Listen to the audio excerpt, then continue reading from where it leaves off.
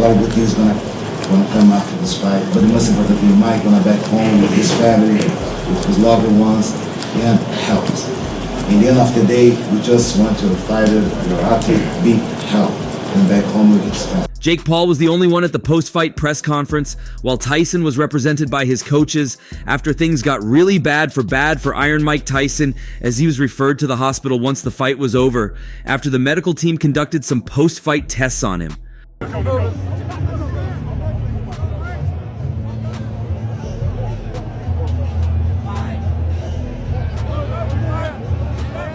According to his coaches and a reputable news source, the boxing legend isn't too injured. However, the medical team observed the damage done by Jake Paul's punches and felt he needed a proper brain scan alongside other treatments to subdue the pain he was feeling after the fight. From the moment he stepped into the dressing room, Mike Tyson admitted to feeling dizzy and fatigued, which attracted the attention of the medical team to him. It was there and then that alarms Mike Tyson's safety was raised. This becomes the latest topic on Mike Tyson's health, the most recent incident of an ulcer attack in May and a wheelchair placement some years ago. We say we are really proud of Mike, not just because for 7 months of training for a man with 58 years old, but the way he trained for 7 months for this fight. He put his life to the side just to be in the gym. At least for now, it's been confirmed that Mike Tyson would have to stay back at the hospital to avoid any unexpected complications. The Texas Department of Licensing and Regulations has been heavily criticized by several boxing professionals as a result of this. Friends of Iron Mike Tyson, like Lennox Lewis and Evander Holyfield, who were in the dressing room with him before and after the fight, commented bitterly against the rules put in place for the fight.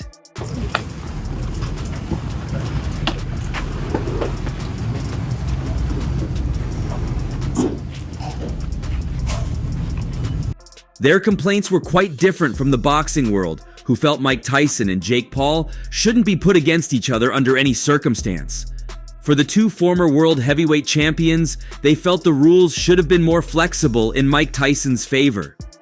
To the dismay of many boxing fans and professionals, they saw this scenario eventually playing out.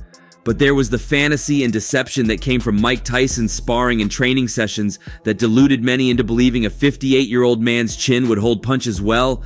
Even aside his chin, the tiredness was so evident that he could hardly throw punches, as he landed just 18 punches all night long, as against Jake Paul's 78.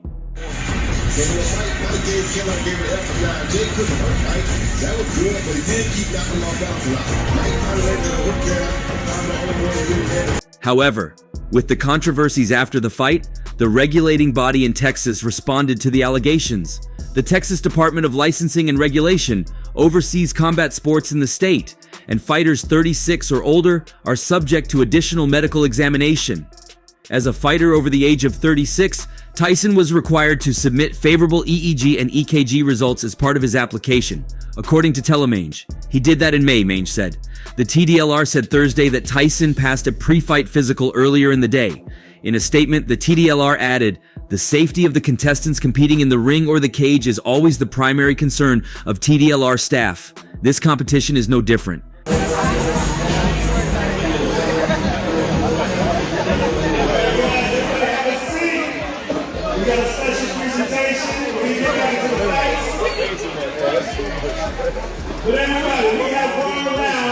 At 58, the former world heavyweight champion was one of the oldest boxers to compete in a sanctioned professional fight. "You're only as old as you feel," Tyson has said in an attempt to dismiss the issue. But on May 26th, he suffered what his representatives called an ulcer flare-up during a flight from Miami to Los Angeles. It required medical attention, a trip to the hospital, and led to the fight being postponed for 4 months. And the chorus of concerns over health risks Tyson might face grow even louder as the heavyweight bout set to be held at Atant Stadium nears. Stephen Hughes, a senior lecturer of medicine at Anglia Ruskin University in England, was one of the first to raise the issue. Citing Tyson's age and past alcohol abuse as risk factors, Hughes in May wrote in an article published by The Conversation that head trauma would put the boxer at greater risk of suffering a subdural hematoma, which is potentially fatal. Team is not just 4 guys in the corner, but it's a big group of people, and I would like to express all my My gratitude for you, all of you guys. I come from Brazil. I broke a barrier. A subdural hematoma occurs when a blood vessel near the surface of the brain bursts, according to Harvard Health, which also reports a subdural hematoma is a life-threatening problem because it can compress the brain. In addressing additional risks for Tyson, Hughes referred to the late Muhammad Ali. The legendary boxer for many years suffered from Parkinson's disease, widely believed to have been linked to head trauma Ali suffered during his celebrated career. I have what they call Parkinson's syndrome. It causes a tremor in your hands and affects the speech. In some instances, a condition resembling Parkinson's disease may result from loss of neurons in a part of the brain called the substantia nigra. Hughes wrote, Muhammad Ali may have been afflicted with this, but it was never confirmed. Damon Zavala, vice president of the Association of Ringside Physicians, said he thinks a subdural hematoma is a risk for boxers regardless of age. And detail of the medical clearance process. But first off with this, the wording about recent ulcer flare-up is concerning because that suggests that he's already... But with Tyson, Zavala said, the issue is that his reflexes and his ability to react and get out of the way of punches has declined over the years. So while he still has his own power, he still is going to be at greater risk for getting hit due to the fact that he's not going to be able to get out of the way of punches. At 58, Evander Holyfield looked chiseled when he stepped into the ring in 2021 for a fight against Vitor Belfort, a 44-year-old mixed martial arts fighter. Holyfield, the former heavyweight champion who beat Tyson twice, was knocked out in the first round. This is what Holyfield said. I know how to survive, if anything. I can defend myself. Oh, swing and a miss, and Holyfield goes into the ropes. That was clearly a slip. He's very patient, and he looks for an overhand left, and then there it came.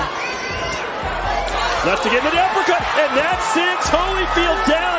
Would come back.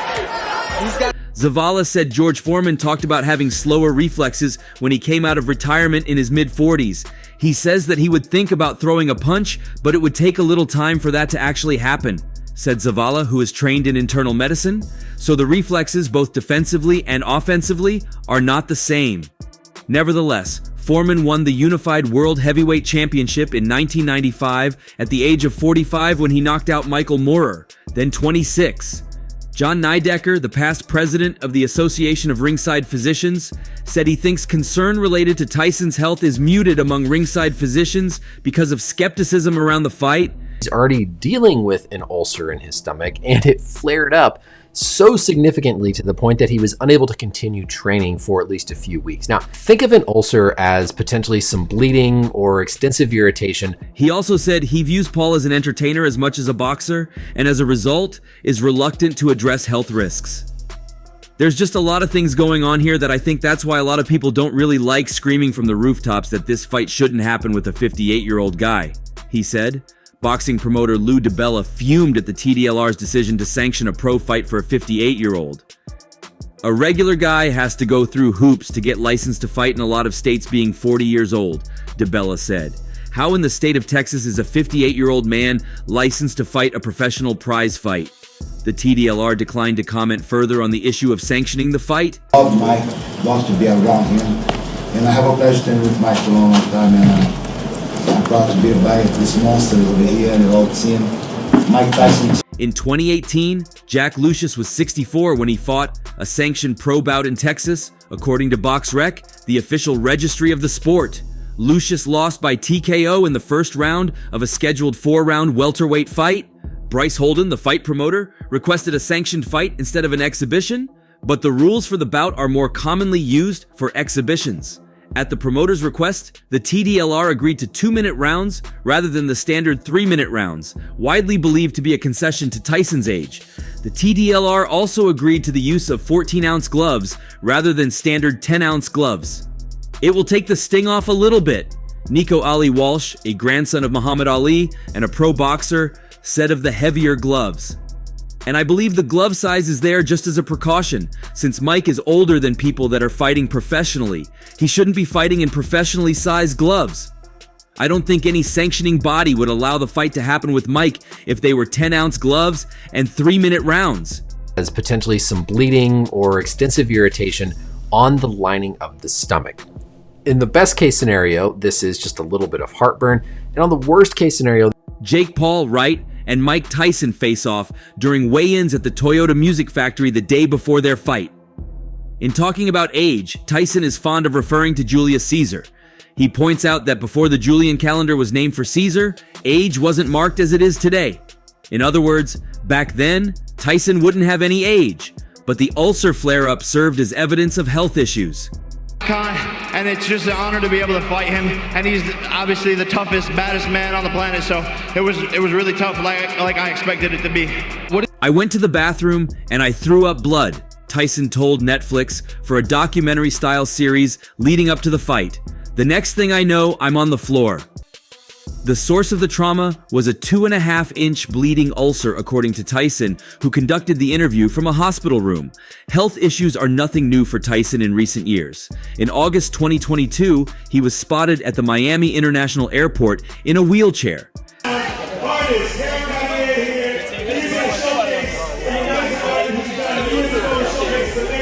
Amazing artist. And to thank Mike Tyson for being in this building. We want to showcase one of our homegrown talents. Tyson said he had crippling back pain from sciatica and later had a surgical procedure that eliminated the pain. While preparing for the Paul fight, Tyson once remarked he was having trouble walking because of his rigorous training. Safety did not appear to be a concern when, with the cameras rolling, he told Netflix of his fight with Paul, "If I do it bad, I don't want to die in a hospital bed. I want to die in the ring." Are you the fighter that you were when you were the youngest heavyweight champion? Are you still that guy? Are you a different fighter, or do you still imagine you are what you were? Well, no, I know I never lied to myself, but I know I'm good enough. However, it was a different story on Fight Night as Jake Paul picked up a unanimous decision win over Mike Tyson in the highly anticipated Netflix bout from Atant Stadium in Arlington, Texas. Neither fighter really set the world on fire in the first round. Paul was cautious in his approach, and Tyson didn't seem able to take advantage. Given Tyson's age, a strong start was necessary to put the pressure on his opponent. Instead, he gave time for Paul to find a rhythm in the early rounds. Paul stood landing with some regularity starting in the third round and looked like he might earn a knockdown in the fourth. Tyson continued to look his age as the fight wore on. Tyson threw the occasional bomb, but it only threatened air and made him slower. As the fight wore on, Paul settled into a groove while Tyson just didn't have the movement to evade or return fire. The memes and reaction to Tyson's performance were everywhere.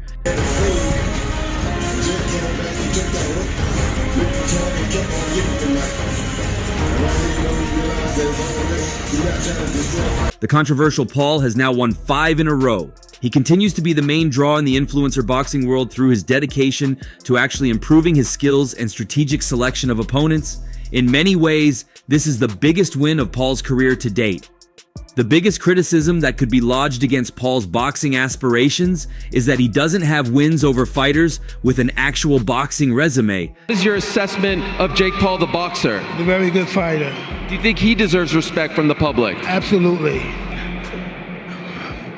Hey, Tyson is the first fighter with a legitimate boxing resume that Paul has faced. Granted, he's a 58-year-old shell of what he used to be, but he is a former world champion who is probably the most famous boxer alive. Now Paul is already angling for an even bigger fight against a much more relevant opponent. "This moment will prove I'm the face of boxing, the largest attraction," Paul said ahead of his fight against Tyson, per Mark Giannotto of USA Today, "and me versus Canelo at 200 pounds for the Cruiserweight Championship of the world is the biggest fight, arguably even bigger than me versus Tyson." And it makes so much sense.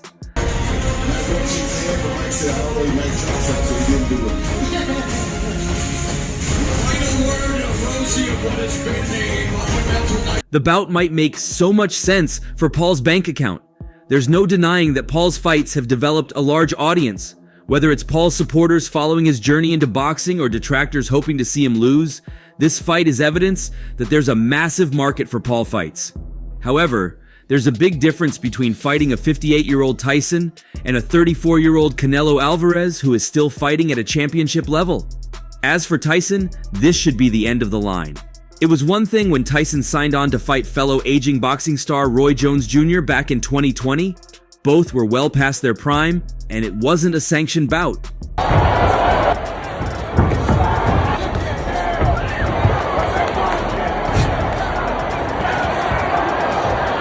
However, this was way different, as in the end, it was sad. It was unedifying. It was even frankly boring. But it wasn't quite the humiliation it threatened to be, as 58-year-old Mike Tyson was still on his feet at the end of 8 two-minute rounds against 27-year-old Jake Paul at Atant Stadium in Arlington, Texas on Friday night. But, predictably, Tyson lost, defeated not just by the younger Paul, but the perennially undefeated Father Time, the once dynamic former heavyweight champion of the world, just a shell of the man he once was, like an empty chrysalis after the life inside has flown far away.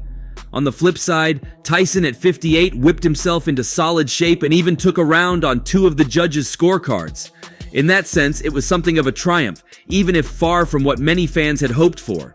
Misled by hazy memories of a rampaging monster, and forgetting that those memories were formed almost 4 decades ago.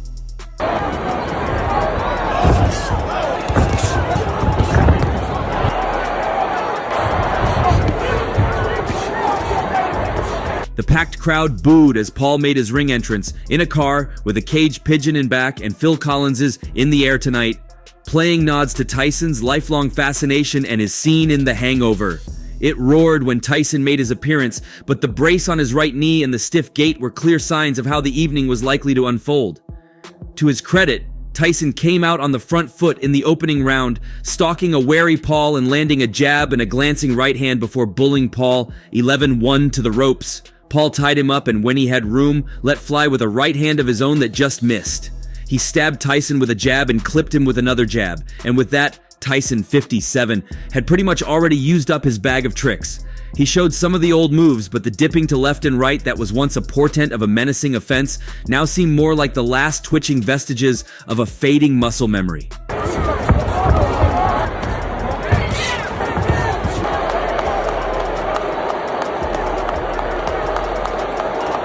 He made an effort to jab his way inside in the second, but Paul slid out of the way before just missing with another big right hand.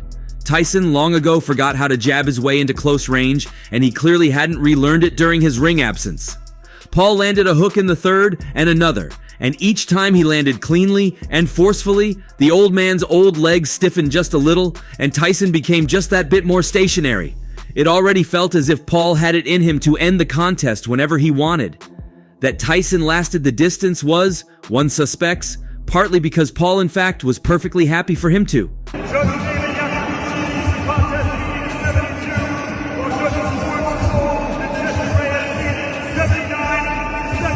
Paul did start stepping into his punches more in the fifth, landing a solid left hook, although he took one in return for his trouble.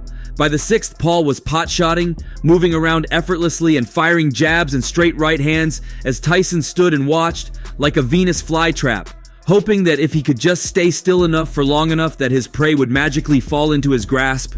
Tyson came out firing again at the start of the seventh, bouncing a hook off Paul's guard, but soon Paul settled back into a rhythm, landing a 3-punch combination that rattled off Tyson's head.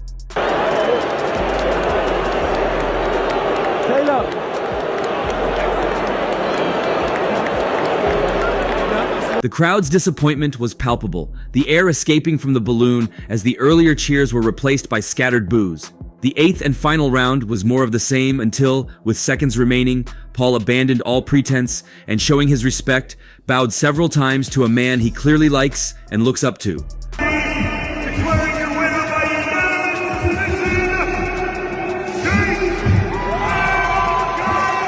The decision was a formality, Paul winning 80, 72 on one card and 79, 73 on the others. "I'm absolutely happy," said Tyson. "I didn't prove nothing to anybody, just to myself." He called Paul a good fighter and said he absolutely deserved to be treated with respect. "First and foremost, Mike Tyson, it's such an honor," said Paul.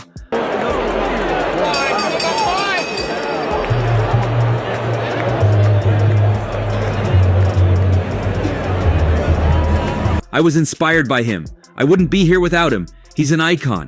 It was really tough, like I expected it to be. He's exactly what I thought, one of the greatest to ever do it. This guy's always had my back. It's just an honor to be in the ring. I tried to hurt him a little bit, but I was afraid he was going to hurt me. And that's all for now. For the very best updates on news, moments, events, and actions in the world of boxing, stay connected with us by subscribing to our YouTube channel. And don't forget to turn on notifications to get notified when we drop quality contents like this. Until next time, peace out.